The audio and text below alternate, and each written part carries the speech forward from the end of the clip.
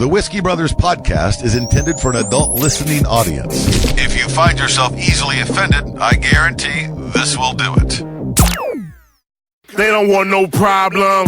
Nah. From Houston, Texas, the Whiskey Brothers podcast starts now. You watch Black Mirror? Here we go. Not yet. Oh, that's worth it. That's worth it? It's today's Twilight Zone. Okay. That's what it was. Okay. Welcome, everybody, to the Whiskey Brothers podcast, episode 681. We are your Whiskey Brothers. Look at this, man, this rotating staff. I never think I'd see certain lineups, and here we are. I'm Slade Ham, your host, as always. Not with us, the Right Reverend Robert L. Mungle, but Sam Damaris is here. Yo! Yeah, because Originals in the house. It's an Oreo cookie-looking podcast. It really is. Yeah. We'll get a little more in the middle. That's true. Just a little more in the middle. We have stuff to get to. Mr. Mungle should be here for the later episode in the week. I can't speak on that entirely. I know that you will hear from Dale Cheeseman, Jason Salmon, WBNY at the end of Friday's episode. This, though, we're working on some things. For those of you on the Patreon, I know you're watching us via video, and I hope it looks a little bit better. We're adjusting some things in the studio. We're playing around a little bit. We're trying to make it more. Sometimes it gets dark, and sometimes I like it. I like it that way. Oh yeah, I would blend into the But yeah, you were soundproof shit. Yeah, they just be like, yeah, we knew Trey wasn't real. I've got you animated back. Yeah, it's like a fucking. It's just Sam doing an impression of a real black guy. Yeah. Well, gentlemen, I raise a glass No, let's do to.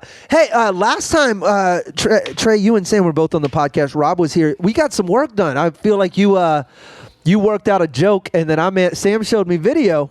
I know you took it to the stage. Oh, look at you! You're crying a little bit. Took it to the stage the same night. Take your swig. Yeah. So you Oh, went. yeah, I don't know if you know this. I recorded that whole set.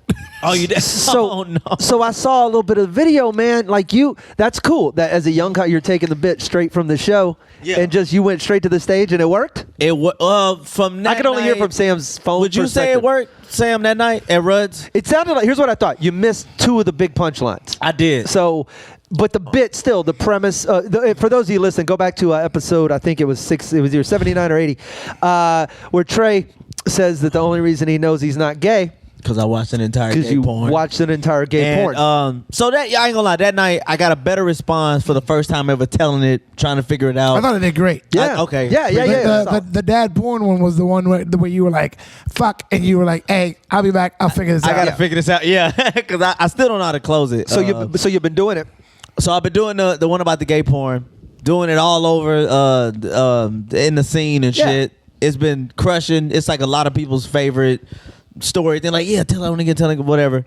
And then I went and tried it at a black room hosted by Ali Sadiq. Oh. And boy, niggas checked out. Like, niggas checked out like it was too far of a civil rights march. Like they just was like, nah, I ain't gonna do that. Trey, and I want you to keep this with you forever. Okay. Forever on this podcast. Okay. And you do something, and I say, man, that would be great for stage. Okay. I mean, not a black room. Oh yeah. If I like it, they will hate it. Yeah. That is, trust me. Okay. Yeah. If it's been run through his filter, Man. it will not end up on an urban stage. You should have seen. Like they was on board when I'm saying this. How I know I'm not gay. Yeah. You know what? Because they thought something straight was coming. They think, oh boy, and I was like, I watched the whole gay porn. You could feel high pitched nigga. Like you could feel them be like nigga. Like you could feel that. Like that was an energy that was let off. Do it again. And he was like nigga, like just up there. You did what? High pitch and low pitch. Nigga. Yeah. Dude. You always know when a black dude is uncomfortable when he just start looking at his girl. Like if he just thought, bitch, motherfucker just said, dude, it was fucking strange, man. Ali came, got me. He was like, yeah, brother, now look here. You said you was shocked because you didn't know it was that many gay positions, but these people here thinking like, why is there even one gay position? Like, he was right. They was like, yeah, people clapping like, you homophobic motherfucker. Yes. Like, Oh, dude, our people are the most homophobic. And, Yeah. and it's funny. Flash just put his head down. It's funny. It's funny because it's so blatant that like black people are literally the only people who get away with it. yeah, that's true. No, because remember we used to talk on my podcast all the time. I used to follow porn stars because they posted crazy shit. Oh, yeah. Well, now because of Patreon and all that, that's all it is. So I don't even bother with them anymore. You know what I follow? I follow NBA players and rappers. Okay. Because they're the only people that free speech still exists for. Every I thought you were tweet- gonna say because they retweet porn stars. No. Every tweet is nigga, faggot, motherfucker, and Yeah. no one gets mad. Just filter nobody it. cares. They just- Nobody, dude. Follow any rapper, just any rapper. Just these faggot ass niggas, punk ass Yeah, bro, bitches. Like it, they will string everything together that got Roseanne fired. Everything. And no one cares. They will. Nobody gives And they'll a be like, shit. come on, you're not supposed to say that. No, bro. Look, you gay. That's your thing. But this faggot ass nigga right here, like he's right though. Yes. Dude, Joel Embiid telling motherfuckers you dribble like a faggot. Like it's just they nobody gives a shit because everybody's like, yeah, we know. Yeah. We know. They're like, that's the one place where Tipper Gore tried to shut them up a long time ago. That bitch lost. You can't stop it. Man, I had no idea. And I was like, man, this shit was been working everywhere. And Ali was like, no, this It's this- funny, but culturally, no, man. That's Young. coming out as a young black kid has got to be the most difficult thing Yeah, it's got to be the worst shit ever. God. on the entire planet. And dude, honestly, Because not just your family, but like just the hood. yes, The hood. yes. And honestly, man, I think To this- any young black gay listeners that Trey hasn't run off. What the fuck? Trey watched your movies, man. He didn't run you off.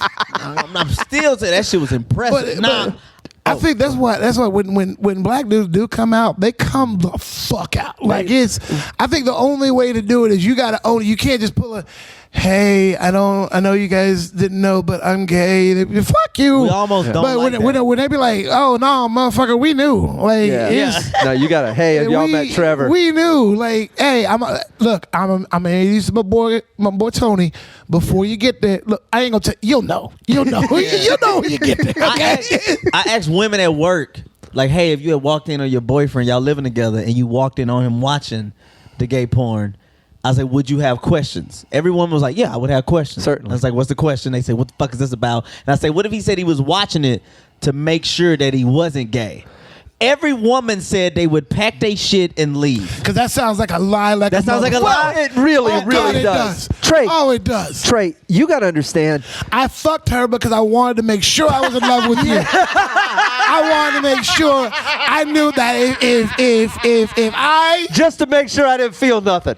Yes. Just to make sure I didn't feel nothing. yes, I wanted to Man, make sure I was in love with you. No, Come on. that sounds like a fucking on. lie. It tripped the most progressive. But you women got to I know. understand, you're the only person I know who would tell that story.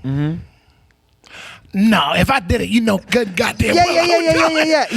Yeah. You're the only person I know who would do it I guess that's my point. and own it. Like that. Yeah. That's a Just combo. that's my point. Like I had other ways of making sure I wasn't gay. Like I was just like, am I gay? I ain't gay. Like it was like that. I didn't need to bring other Every dudes woman into the was like- conversation. everyone was like, he would know if he's searching. It must be some curiosity. It's like, no, bitch. There's a truth that I want to make sure I'm living. But you're in a happy relationship, and you and your wife got your shit together, and you're straight. I knew I wasn't gay because after the first time I felt the vagina, I was like, if you don't have one of these, you don't get to see my penis. If you don't have one of these, Man. is what you got? A mouth and a butthole? So does she. Yeah, exactly. So does she. I don't. You got nothing that she can't offer me. Bye. Bye. It's none of it I know I for sure couldn't be gay. I just don't like hot man breath. Like I just don't. That's something I don't think I could kiss a dude with hot ass. You know what I'm saying? I don't even think I could give a dude like that CPR. Like, no, is that that's like a you might have to go. That's a tough move. If I was good at CPR, which I don't know nothing about it, That's the thing. I'm not just gonna try. I could give a dude CPR, but if you have facial hair, I could not. Like if I feel whiskers touching my face, I'm like, ah. Well, here's the thing. If I was trained, but like, so here's the hypothetical though. So now, current situation, you just at a restaurant, dude just hits the floor, he's on the ground. Yeah, you're the closest person to him. Nobody else. His fucking midsection. There's nobody else. Heimlich. There's no. There's nobody else really there. There's like the people working there who clearly don't know CPR. And then you, who have seen it on TV multiple times and probably have a decent understanding of how to do it, right? You know, push, blow, turn the head. You got an idea, right? Do you just go in just unabashedly mouth to mouth on a dude you don't know on a maybe? Or do you see if the fly cook might have been in the Navy? I'd be like, nigga, why you ate so fast? Like, you know, the first thing I would do is I would stand up and yell, somebody needs to give this dude CPR. Yeah. Because if I got it in my head, maybe you just don't have the idea in your head. And if I yell it and nobody moves, I know me, I would try. If I thought I could save a motherfucker's life, I would try. I don't even drink out of cups without straws. Yeah. I know, because you hate turtles. Well, yeah. That's not the only reason.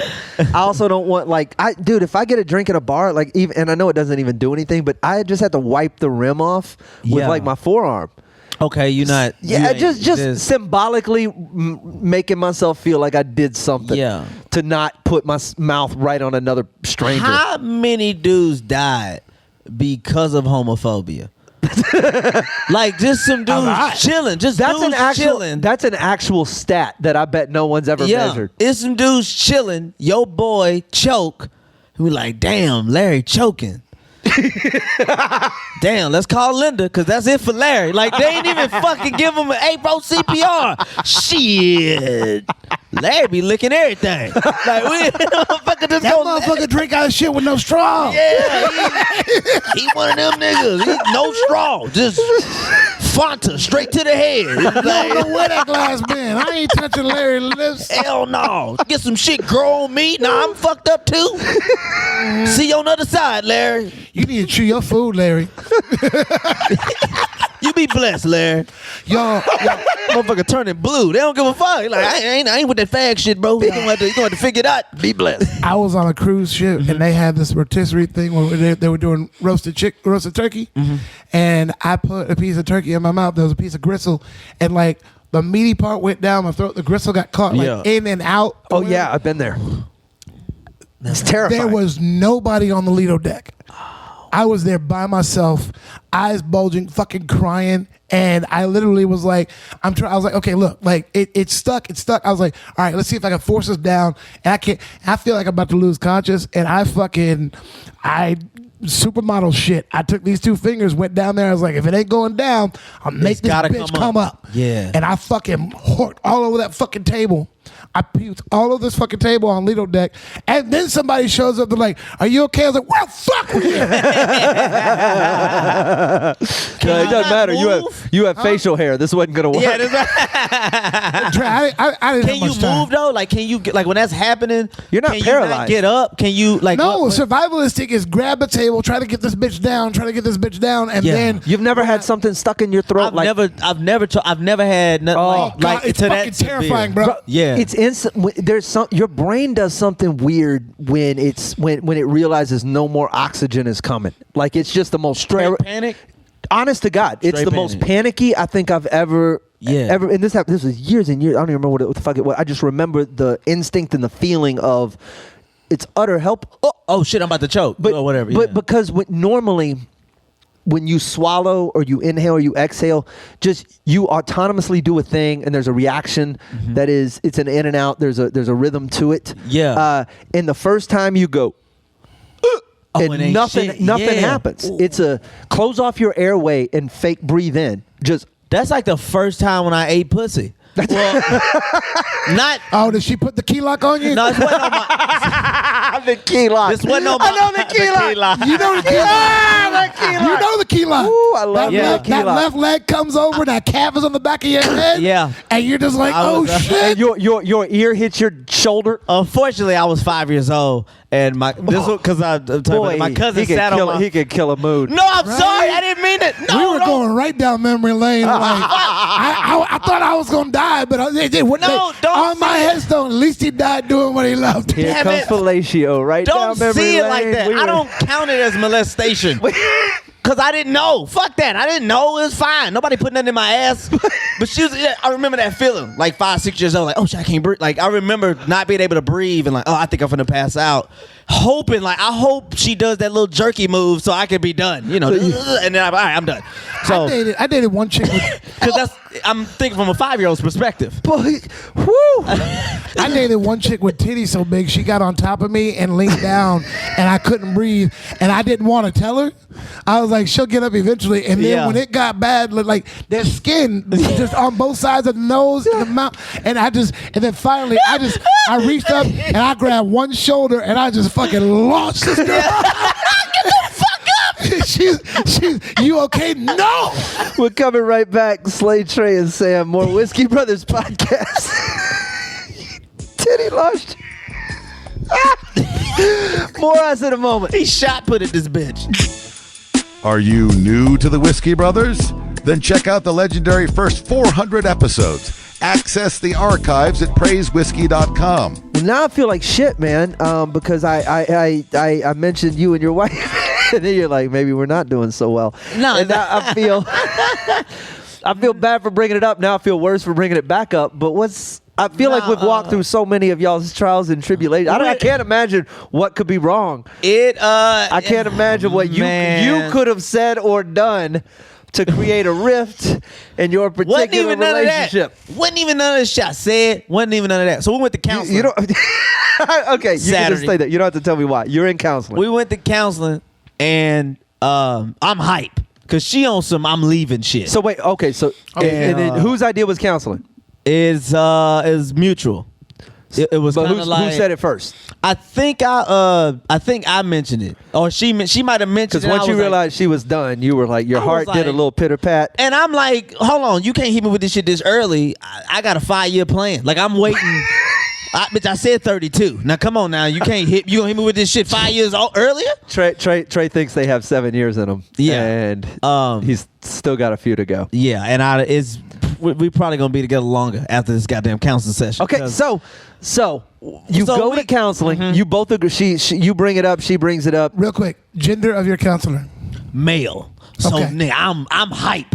I'm like, yeah, he finna No, let this you're bitch. fucked. He finna let this bitch know she tripping. Yeah, get ready. How y'all doing? Blah blah blah. How long? The whole thing. All right, well, y'all go ahead and express y'all issues.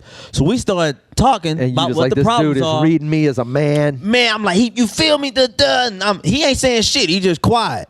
And he go, all right, hold on one second. And he wrote down our 3 main problems on a sheet of paper and handed it to her. And I'm like, yeah, bitch. Yeah, he got your ass. You got the paper. That's only because she was near him. Like she was closest. Oh. So then I look at the paper. I see the 3 issues. And I'm like, oh, okay. So this is both of us. So then this motherfucker starts explaining for like 20 minutes that what our problems are.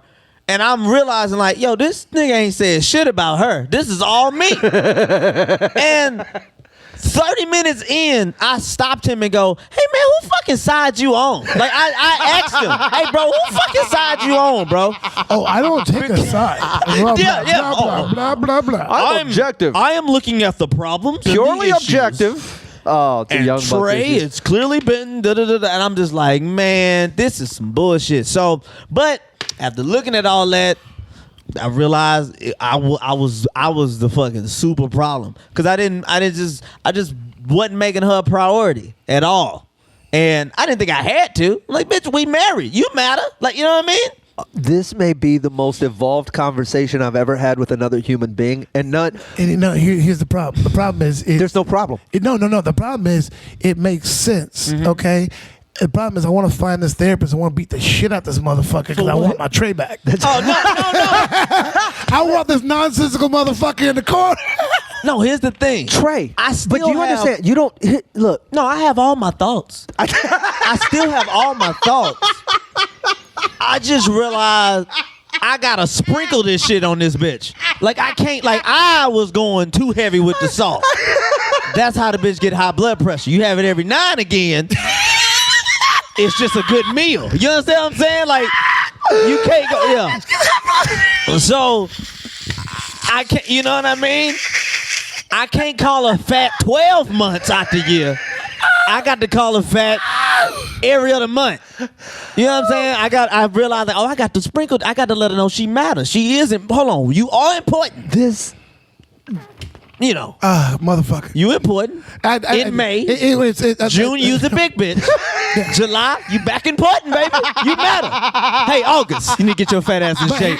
But June, you're an important big bitch. Exactly. Exactly. You're an important bitch. He said, hey, August. Oh, God damn. I had to realize because I was tripping. I realized like, oh, damn. But you walked out of there realizing that most of what was going on was your fault. Yes, because that's evolved as fuck, bro. I didn't know that. I'm thinking, man, I'm providing. My whole big thing was, sir, do you realize I provide food and shelter? I kept saying that. Do you realize? He was like, Trey, you're not paying attention to her issues. I realized I wasn't listening. Right. I was just like, damn, I really was. I totally stopped being the person she fell in love with. And I was like, that's unfair. But this bitch physically grew into some shit you over here, I was not in love with. Okay, well, you providing food.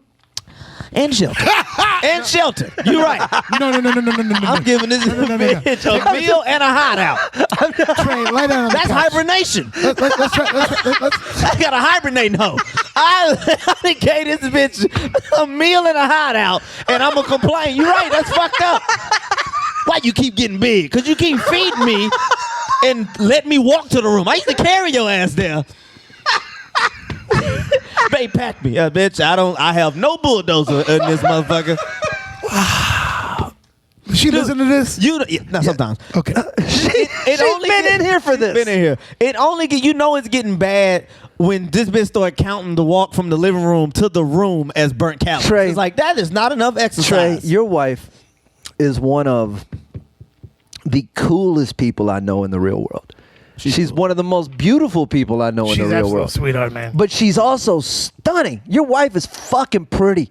Like, pretty. She's decent. She's pretty. No, you need to look. I've worn your glasses. I know you can't see. I'm telling you.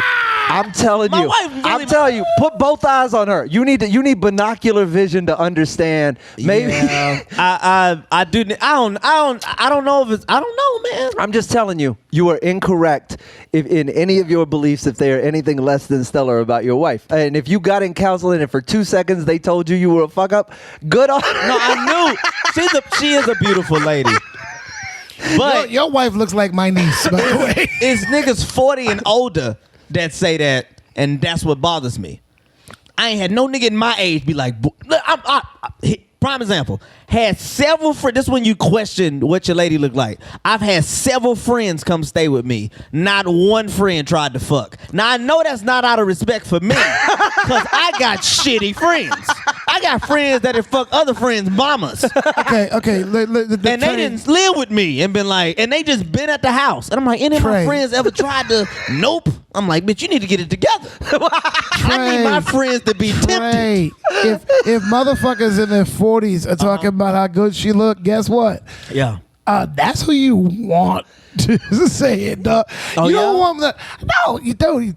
If I'm with a girl and some dude who's 22 is like, yo, man, your girl is banging, I'd be like, you need to put some shit on. Like, there's the motherfuckers that age group like hoes. Yeah. They like hoes. A lot of revealing shit. Yes. I understand. Okay. And your wife is, one, she's very good looking. She's also very nice. And she's also very vocal about the fact that she's into you. They're like, yeah, I'm not trying to fuck because That's how you get caught. And then I got some little short motherfucker with glasses and a knife. Like, no, that's a respectable woman. Yeah. Dudes in your age group, like if your wife, if motherfuckers come over to your house trying to fuck your wife, if your wife looks like a fucking hoe, Got you. it looks like a hoe. That's a whole new perspective. Yours in our carries 40s herself professionally and well. Yes, and that's what we look like. That's what we look for when we get older. Your wife looks like someone who would go straight to her husband and be like, "Husband, someone tried to accost me." Oh yeah, no, that's all we love talking about. When we went to Lafayette, she was like, "Guess who tried to talk to me while you was blah blah blah," and it was a dude that worked in housekeeping and the shit. She was like, "Yeah, guess what?" Blah blah. I was just like, "Yeah, that's crazy." He does not know Someone took a run. the pile of gold he sits upon. Yeah, I Trey. realized the gem I had in that counseling. That was when I that's realized. great. I was like, but no, the thing that blew my mind was the dumbest shit you said was nobody in my age group was taking a run at her. Yeah, she's not a hoe. 22 years old. I didn't want wife material. Yeah. I wanted a bitch with her butt cheeks out. That's what I wanted. That's what I wanted. Too much makeup, all this makeup where it's caked up like that. Yeah. Bitch, you got low self-esteem. You probably got daddy issues. You can't wait to jump on this dick. Yeah. That's who I wanted when I was 22. that okay. Well, I mean, it's not just 22, but the point is, like, depending on what you're looking for. Fucking Satan. He want that bitch about to turn 18 also. No, not that. No. Way older. Simmer down. Okay. He said in his 40s, he's like, I still look for that chick. Oh, you said, okay. That's all. We just got to make it work. I like you in a relationship. I like you. I don't know if single you is something we can handle. Well, here's nigga. Oh, check this shit out. So He when got I high think, pitch inward. so when I think I did go high pitch nigga. So when I'm thinking it's over, so right before I'm thinking it's over, she get a little cold because she fed up. I'm like, oh shit, there's some chicks. Oh shit, there's some chicks out there. I'm gonna try to hire some chicks. Let me go and reboot my Tinder. Let me go and get that back. All right, fuck it. I'm putting back on this motherfucker. Get back on Tinder. I'm talking to a little chick. She like 22. I'm like, hey, where you from? She's like, I'm from Texas City. I said, oh, I work out near that way. She's like, where you work at? I work in Santa Fe. She's like, okay. I was like, where you work at? She says, I work for my dad, ATM. So I go, hey, no, what's ATM? What does that mean? Oh, I don't know. I go, you work for your dad, ATM? Is that auto mechanic? Unmatched. Right? Bro, this bitch sends back the eye roll emoji and go, ATM means at the moment. Like, oh, she frustrated. Look here, bitch. Just say you work for your daddy right now. Why you gotta try to, you know what I'm saying? She could have typed Then RN. you want to get into She could have typed RN. Then No. could have been like, you're a nurse. You could have just said, I work for my dad. But you trying to prove to me that you ain't some struggling ass young dumbass hoe. So you trying to be like, I'm working for him at the moment, but I got put myself through college. I got my future. Bitch, you have no future. Trey is the phone. I immediately got angry. Based on their use of emojis and internet slang. Bro, cause you know what that's like. Hey, where you work, right, blah, blah, blah. And this bitch like, all that. Hey, bro, I don't know that extra If that shit. made you angry enough to fucking flip out, bro, you need to stick to counseling. And That was Stay why with what the your fuck After wife. you that, got. I was like, let me work this shit out with my wife. Yes, sir. Who use full fucking sentences. Girls in your age group are dumb as fuck. Fuck these abbreviated hoes, bro. Trey Tutson, Sam Damaris, bro. That was a late ring-in, but I'm writing it down. Yeah, man. Abbreviated hoes. I'm not mad at that. I think it wins. That clears. My apologies to Hey August, and I still have my thoughts. We're gonna call this one abbreviated hoes. That's Sam Damaris. I'm Slade Ham. Hey, where are you? Anywhere this week? No. No. Oh, you are. You have a show no, Wednesday. I have a Sam deal. has a show Wednesday night at the American Legion Hall in the Greater Heights, and you should go out there. And then you're out. Yeah, I've got 2 weeks off, and it's going to be amazing. So you'll be back. I know you're going to be back in April. You're shooting some stuff in Houston. We're going to have you on the podcast for sure. It'll be after our trip, and I think we're taping some stuff overseas. So you're going to hear from Sam Damaris. He'll be here on Friday. I'm at Rec Room with Ali Sadiq again, February 15th. Perfect. 8 Not p.m. doing the gay joke. No, I can't. Definitely not doing the gay joke. that joke. And I'm in Dallas next weekend. I'm nowhere this weekend, but next weekend, the 21st through 23rd, you can catch me at Hyenas at Dallas Mockingbird Station. Please come out if you're in the DFW area. Find us. Join our Patreon, Drunk Dollars. Do all the good stuff, but most importantly, give us your money. We'd like to spend it. Thank you, as always, for listening to us. We'll see you next week. They don't want no problems. Nah. Music provided by Scarface. Thank you for listening to yet another excellent episode of the Whiskey Brothers Podcast, the world's funniest podcast ever. The Whiskey Brothers Podcast was made in America by Americans, mostly in and around the Houston area. All content copyright the Whiskey Brothers. This concludes our broadcast day. Goodbye.